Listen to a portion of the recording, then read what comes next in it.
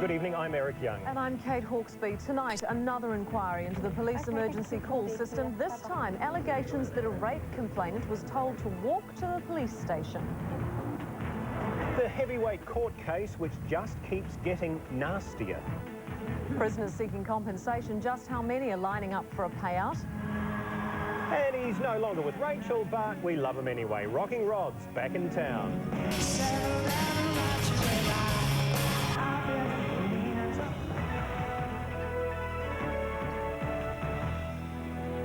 Tonight, the police handling of 111 calls is under scrutiny again after a woman who rang to say she'd been raped was told to walk to the police station to make her complaint. The police commissioner has ordered an urgent inquiry into the matter, and the Police Complaints Authority is also investigating. The young woman was in Hamilton when she rang 111, saying she'd been attacked by a man, but her family is upset by the police response. She was extremely distraught and upset, understandably, of course, and the police said that the station is only just around the corner, not far away. Come round and make a complaint.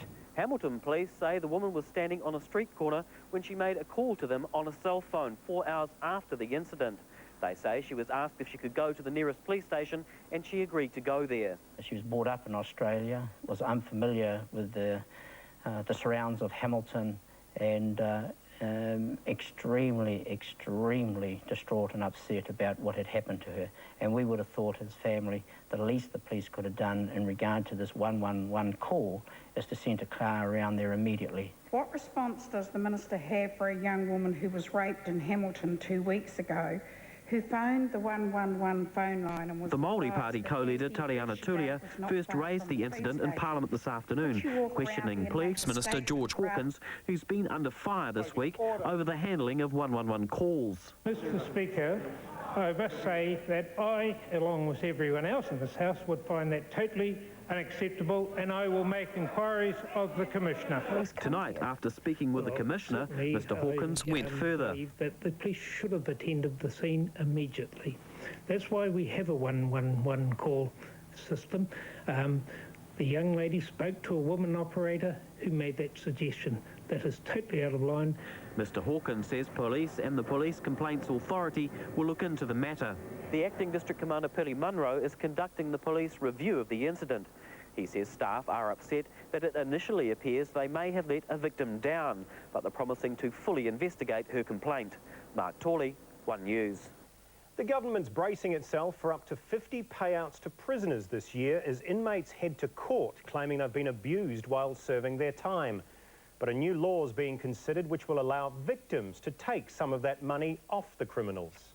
It was at this Whanganui pub that store manager Ian Comrie was brutally murdered 8 years ago. His killer sentenced to life in prison, but now he's seeking compensation after allegedly being mistreated while doing his time. Politicians should put themselves in the victim's shoes. Come and tell our children that the killer of their grandfather's going to get compensation. Last year, the courts awarded 5 inmates $130,000 in compensation. And these cabinet papers show there's likely to be many more claims, up to 50 payouts this year compared to 4 in previous years. This is a gravy train that is only just pulling out of the station.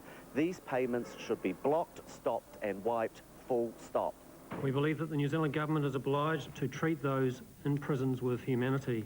A person can be deprived of liberty, but not of their dignity. The government's proposing a new law to deal with the problem. It won't stop payouts, but will allow victims to apply for a slice of the money. It's a money merry-go-round. I mean, we're saying that the murderer should not get the money. It shouldn't happen in the first place. No, it shouldn't happen. We shouldn't be having to do this. We don't want the money. But others think those who've suffered should benefit, including the mother of 21-year-old Tanya Burr, stabbed to death 2 years ago in her Rotorua flat. While I feel that a compensation shouldn't be handed out willy-nilly, you could have a situation where, as you were saying, that there should be something available to families that they don't have to fight for. A select committee is now hearing evidence on the new law. It's wrestling with the difficult issue of whether criminals can also be victims. And what happens to money paid out in cases where there's no identifiable victim, like to drug dealers? Questions they'll have to answer before reporting back to Parliament in the next few months. Fran Mould, One News. 3 members of one family have been killed in a car crash south of Kaikoura. The accident closed State Highway 1 near the town of Parnassus for most of the day. Those killed were 2 brothers aged 14 and 23 and their 17-year-old sister. They were driving back from Picton, back home to Christchurch. Police say their car seems to have crossed the centre line before hitting a full petrol tanker.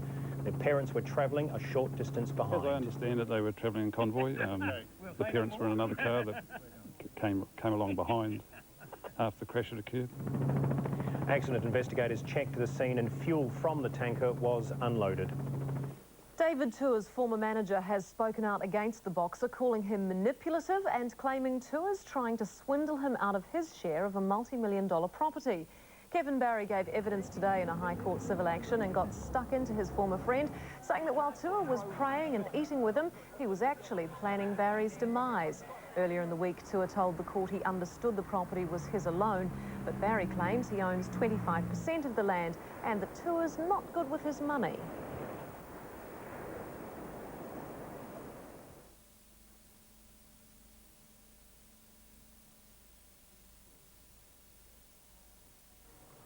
David Tour's other former manager, Martin Pugh, is giving evidence next. The hearing is due to finish on Friday.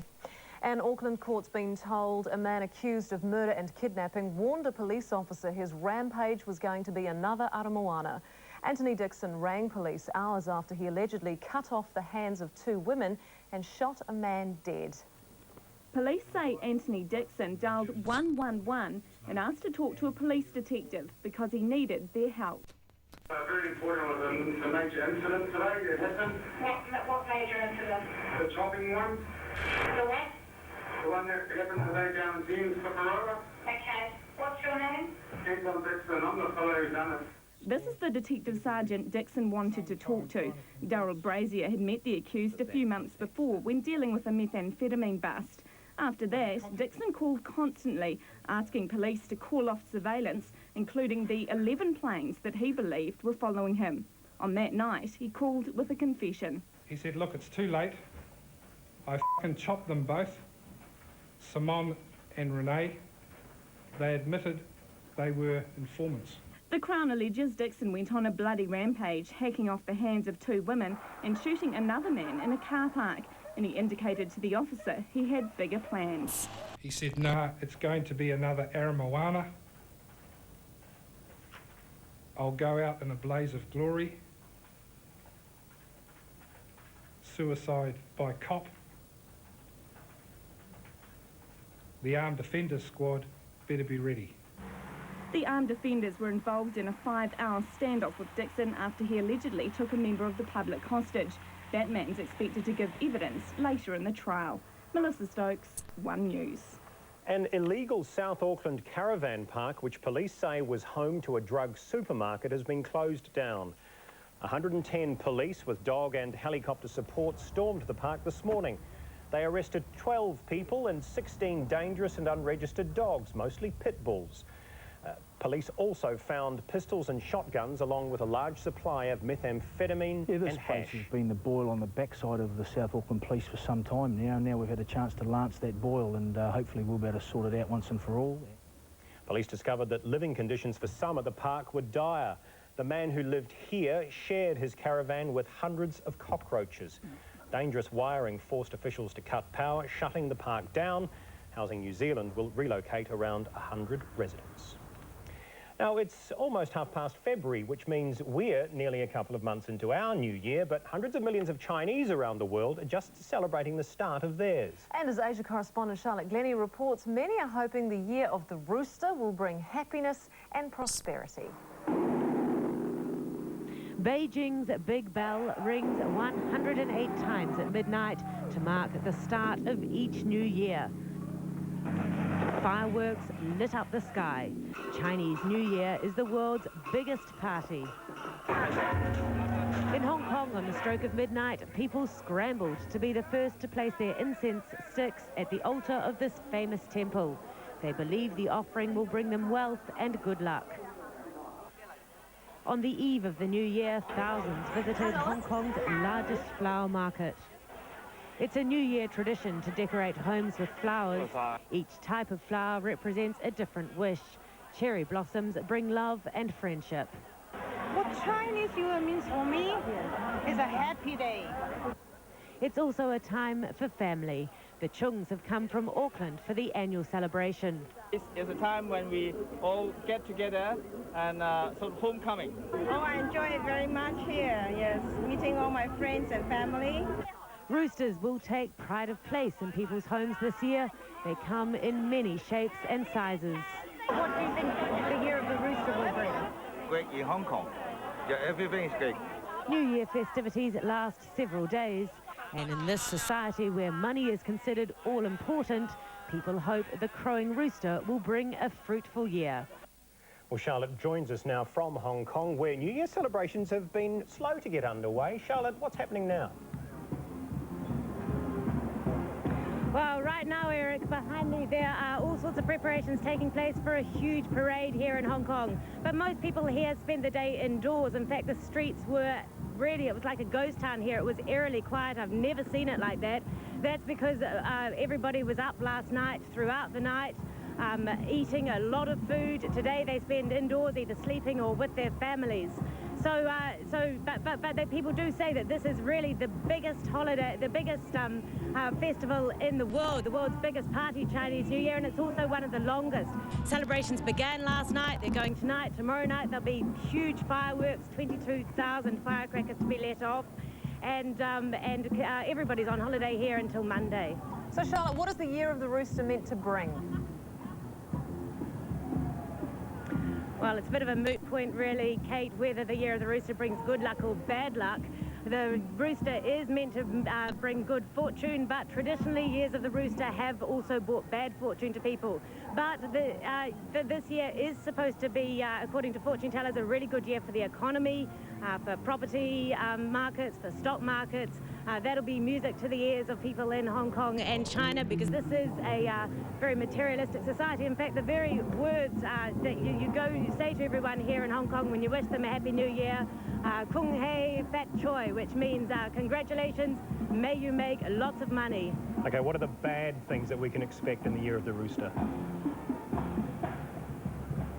Well, ironically, being the year of the rooster, more epidemics, and the big concern here at the moment is bird flu. There are grave concerns about whether bird flu will spread. Also, more earthquakes are predicted by fortune tellers, and of course you know how frightened many people in Asia are about earthquakes after the Boxing Day tsunami. They're also predicting marital problems, love affairs and sex scandals. Exactly what form those will take remains to be seen, but they do say people born under the year of the rooster or the rabbit should pay particular concern. They could be most at risk of those. Charlotte Glennie in Hong Kong, thank you for that, and you enjoy Chinese New Year. Just ahead, can a peace in the Middle East ever be more than just a dream?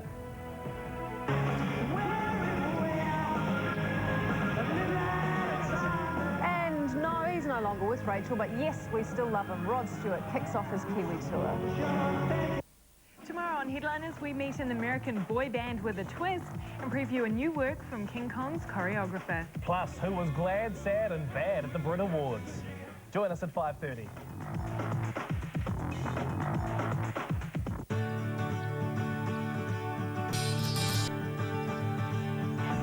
Cover up this summer with Dulux Weather Shield X10.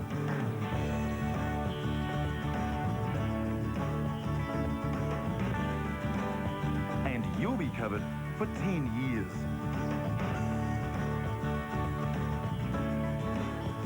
No other exterior paint lasts longer. That's Dulux quality.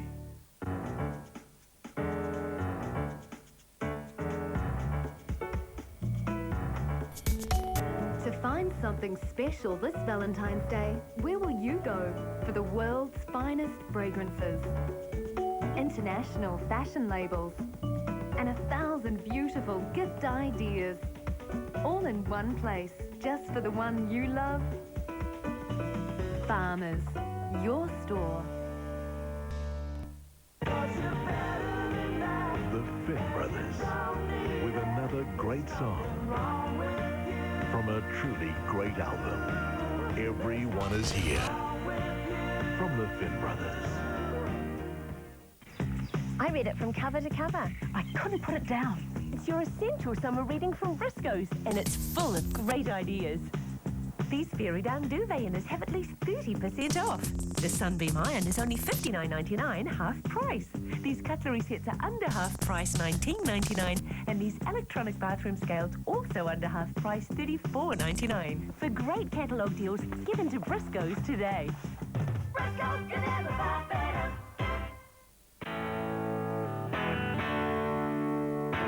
Peeling paint and curtains, drawn a midnight star. A new dream hatched, another bus, another earnest heart.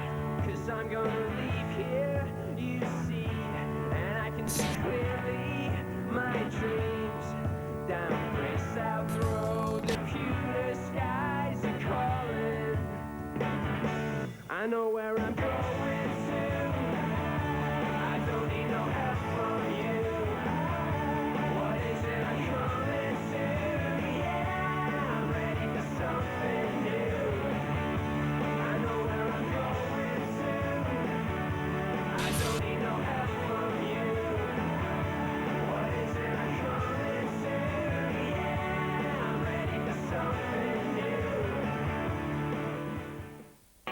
Even lower food prices, bet on it at Pack and Save. With fresh Santa Rosa boneless chicken roast varieties now only $7.95 each. And big 1 kilo Sanitarium wheat mix at low Pack and Save $2.99. Pack and Save, our policy, New Zealand's lowest food prices.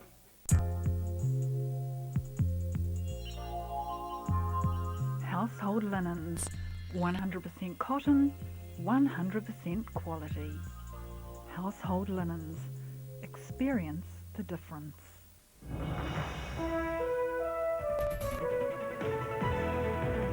Welcome back. Now, for so many years, the one missing ingredient in the Middle East peace process was a genuine commitment from both sides of the divide. But tonight, that peace is closer than it's been in years. Because today, Israeli Prime Minister Ariel Sharon and Palestinian President Mahmoud Abbas agreed to a ceasefire.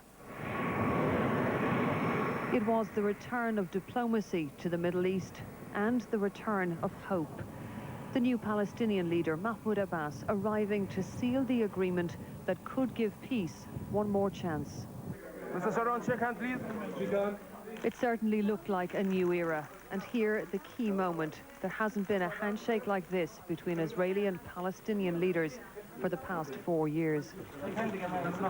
They stood side by side, knowing the White House was watching and their own weary people are desperate for a breakthrough. They had round-table talks, though not exactly cosy, the leaders of Egypt and Jordan joining in to show regional support. And then, from Mahmoud Abbas, the statement everyone was waiting to hear, a pledge to halt the bloodshed.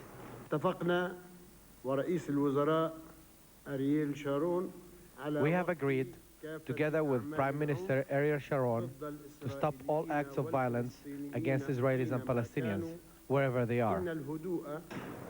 Israel's Prime Minister made a similar pledge, saying this might be a key moment for the peace process.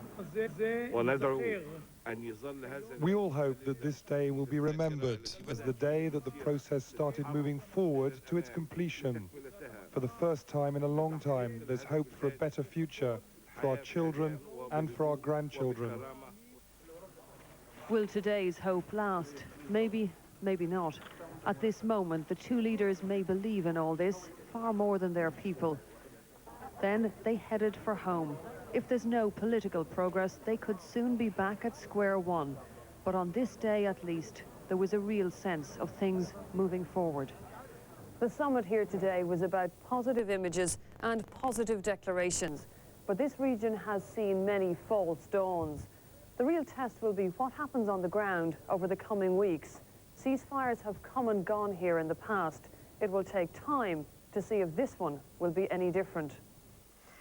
And it's hoped the ceasefire will usher in a new era of peace, but there are obstacles in the way. The BBC's Matthew Price travelled from Jerusalem to the West Bank town of Nablus to see how far the two sides have yet to go. A wet and cold West Jerusalem. It didn't exactly sparkle with the politicians' optimism today, but you could sense some cautious hope.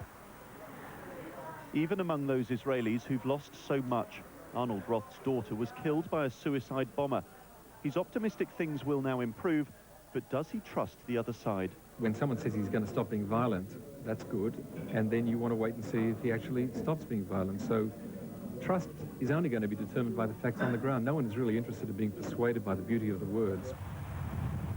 To get out of West Jerusalem, we drove past the old city. Both Israelis and Palestinians claim this most contested piece of real estate as their capital. We headed into East Jerusalem, home mostly to Palestinians. Here, we found little hope. The Palestinian economy is in tatters. Up to 60% are unemployed. Pharmacist Anan Abdin says he's lost half his business since Israel built what it calls its security wall. How can I become optimistic? And I see this wall every day when I come to my work. And it's difficult for me to be hopeful from Sharon or from this meeting in Sharm el-Sheikh. We continued north, deeper into the West Bank. We've just passed a Jewish settlement and we're about to drive into a Palestinian village. Israel's occupied this area for almost 40 years now, but it's precisely this land which the Palestinians want for their independent state. And it's really hard to see how there can be a solution which both sides are happy with. An hour later, we arrived in the Palestinian town of Nablus, known for its militant activity. And here we found the gunmen of the Al-Aqsa brigades watching the news of their ceasefire.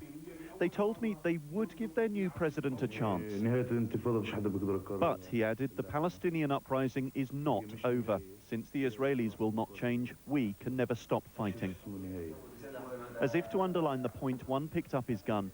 Today both sides declared a ceasefire, but it would only take a violent act from either one for the truce to unravel. In sport back here, Daniel Vettori's rising reputation as both a batsman and a captain have helped his Northern Districts team into this weekend's State Shield final against CD. Vettori's team held Canterbury to 261 despite a stunning comeback century from Craig McMillan. But Vettori hit an amazing 138 himself and was dislodged only by an extraordinary piece of fielding. Well, the end came too soon for James Marshall, who was left stranded on 95. While his brother Hamish hit the winning runs. ND will play CD for the State Shield on Saturday. Well, 71 and a bit days after Ellen MacArthur set sail from Falmouth Harbour in Britain, she's returned, not just with the solo circumnavigation record she dreamed of, but a title she did not. Thousands crowded every vantage point to cheer MacArthur home. And somehow the exhausted but freshly minted Dame Ellen managed a late burst of energy as she told the thousands back in Falmouth of the sacrifices her voyage demanded. There were some times out there that were excruciatingly difficult, there's no doubt about it. I have never in my life had to dig as deep as I did in this trip. I don't think I'll ever manage to communicate how difficult this has been. Dame Ellen's next trip will be an attempt on the transatlantic record she missed by 73 minutes after 7 days at sea. Well, up next, Thursday's headlines, heat waves and highs. And the science of not being blinded by science. I still can't believe it. I'm with Carl. We trust it, Todd. We like his head in all three of us. Should kick his head. Just shut up, all of you. You're driving me mad. The really serious Sealy sale is now on. The world's #1 selling bead just got better at Bead Post. Huge savings on all Sealy Posturepedics, including the new Unicase beads. Save now and we'll even deliver this month at Bead Post. You can sleep on it. Ash grey carpets to bring out any of the trimmings you may wish to buy. This is much nicer than my little bungalow. Hallway. And this is the view. Get it free. Get everything you need for fast internet now with a free broadband modem and a free connection. Free until the 13th of March. Order online or call 0800 JET Extra to get extra broadband now. The Finn Brothers with another great song. From a truly great album, everyone is here. From the Finn Brothers. Rush into Kmart for new season's winter fashion and get a smart 20% off men's, women's and kids' clothing, excluding underwear and sleepwear. That's the latest looks at 20% off. Hurry, ends Wednesday, February 16. Kmart, cutting the cost of living.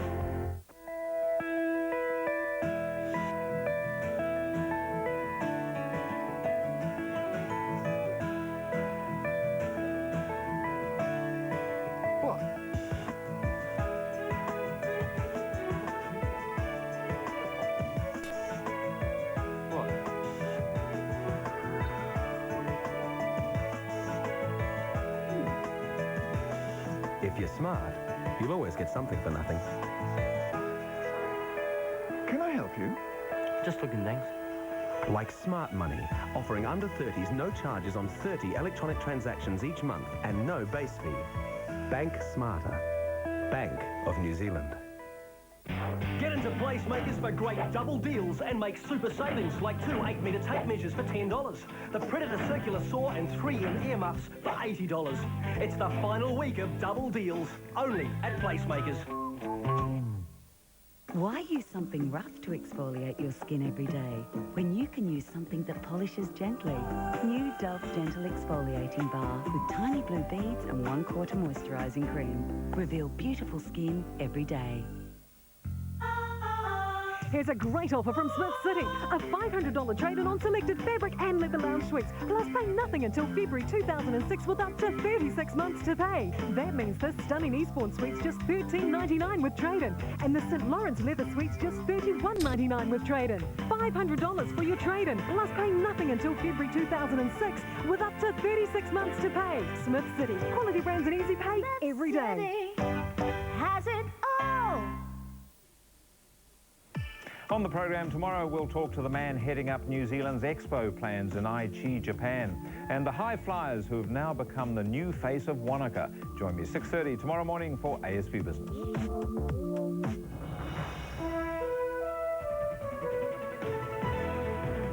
Welcome back. Now, if you can somehow manage to make your great passion also your job, then you're pretty much on to a good thing, which is why Quentin Cooper always looks so pleased with himself. The BBC broadcaster has a weekly science radio show, and though he's no scientist himself, his passion is taking an often technical and confusing subject and making it interesting for the rest of us. Quentin Cooper is a curious little monkey. He's fascinated by everything from climate change and the environment to films and folk music.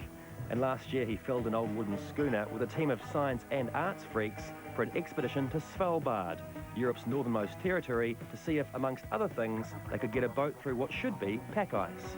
At the same time, the oceanographers on board could measure sea temperatures, and they found some staggering readings about a 3-degree increase in sea temperatures. Now, if you just think that through, 3 degrees in your shower, easy. 3 degrees in your bath takes a little bit longer. 3 degrees in a swimming pool, well, that takes an enormous amount of energy. 3 degrees in a whole ocean, well, then think about the enormous amount of heat and the climate change, and this is affecting the melting of the ice, it's affecting the probable longevity of polar bears. So by getting scientists and artists together on this expedition, it was a way of not only getting the data, but also getting a bigger audience for it. And as a result, there are going to be exhibitions, there are going to be radio programs, TV documentaries. And it's his enthusiasm that makes him so appealing. He even worked in news and current affairs. But is it exploring or communicating science that really floats his boat? I don't see, given a limited lifespan, why you should chop off bits of life and not be interested in current music, theatre, sport, science. You get some people who are almost proud of the fact that they don't understand science. Oh, I know nothing about physics. It's all like, why? This is affecting your life. And if you don't know about these things, you're not properly, I think, enfranchised as a citizen. So I think anything about communication, anything about selling science, if you like, comes from my natural interest, and I can see no reason why you shouldn't be interested. So are we enfranchised citizens? What on earth should we be aware of down this way? I've just been hearing about this cyclone off the Cook Islands. Now, this is probably, it seems the evidence is yet another manifestation of global warming. We've had flash floods in Dunedin. Again, you have to think the weather is changing. It's unusually hot, it's unusually muggy. It's amazing how we can turn our minds away from the fact that the weather is changing on the planet. And it's not just we've had a few weird summers. We affect the climate, and then the climate comes back to haunt us. Quentin says it's usually children who come up with the best questions, but I've got something I'm dying to know myself. Will keeping my phone in my jeans pocket increase my chances of not being able to have kids? Yes. Perhaps every cloud really does have a silver lining. Hugh Sunday, One News. It's been 13 years since he was last on stage here, but tonight, Rockin' Rod Stewart has shown he still has New Zealand fans, even though he's no longer with our Rachel.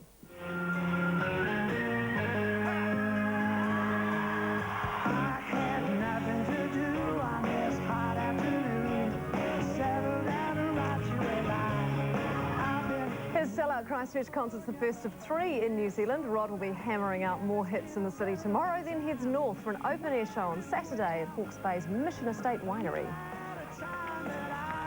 And what a day that will be. Let's have a look at your morning papers now. The New Zealand Herald leads with a woman being told to walk to a police station after she dialed 111 with a rape complaint. And another NCEA debacle. And 17-year-old recognised as one of the world's top science students fails the exam.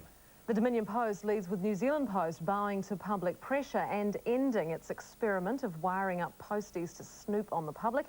And a petrol taxes hike planned for April 1st is looking uncertain, sparking fears that billions of dollars of roadworks will be delayed. The press leads with the 3 children killed when their car collided with a petrol tanker, and an Ashburton farmer now knows the cardiac details of South Island patients after the confidential information was sent to him by mistake from Christchurch's cardiology department. The Otago Daily Times leads with a new tiered system for visitor accommodation in the Queenstown Lakes district to crack down on short-term home rentals. And home detention was proved a laughable joke when an offender bound for Dunedin from Wellington was left to make the trip on his own. OK, those are Thursday's headlines. Here's Karen with the weather. We've got fine and flawless weather for several regions in the north, with a bit of shower activity plaguing the south as a couple of fronts muscle their way in. There it is, cloud and patchy rain for Westland and Otago, but it's Fiordland that gets the weather warning from the Met Service, with 100 millimetres of rain likely south of Mount Aspiring. It'll be fine in Nelson, Marlborough and Canterbury, apart from just a little bit of cloud. Up north, a mostly fine day with some outbreaks of rain likely about East Cape. They should fade away by afternoon. By evening, though, expect bouts of rain near the ranges. Rain too is on the cards for Queenstown, Dunedin and Invercargill. Morning cloud clears in Timaru to reach 30 degrees. Fine for Christchurch and Kaikoura, with northerly winds for the west coast, 29 in Ashburton. Masterton, you manage a stifling 30-degree day. Further south, Blenheim and Nelson are fine with light northerlies. And a wee bit of clouds next in here. It'll still be warm with Palmerston North on 28. Gisborne's still in for a bit of cloud tomorrow, high cloud at that. Nice and fine elsewhere with 27 in both the top centres, and plenty of good weather to plan your day around here, fine with light winds. Not bad up north either, mostly sunny in Auckland with sea breezes and the temperatures right through in the high 20s. Friday, there's rain from Taranaki to Northland. Rain spreads to most places in the south. And looking at Saturday, it is a little bit wet for the north, although it does become fine in the east. Rain eases to showers in the South Island. Thanks for your company. The other Karen's along tomorrow night. That was today. This is tonight. Thanks for watching. We'll see you again tomorrow. Good night. Good night.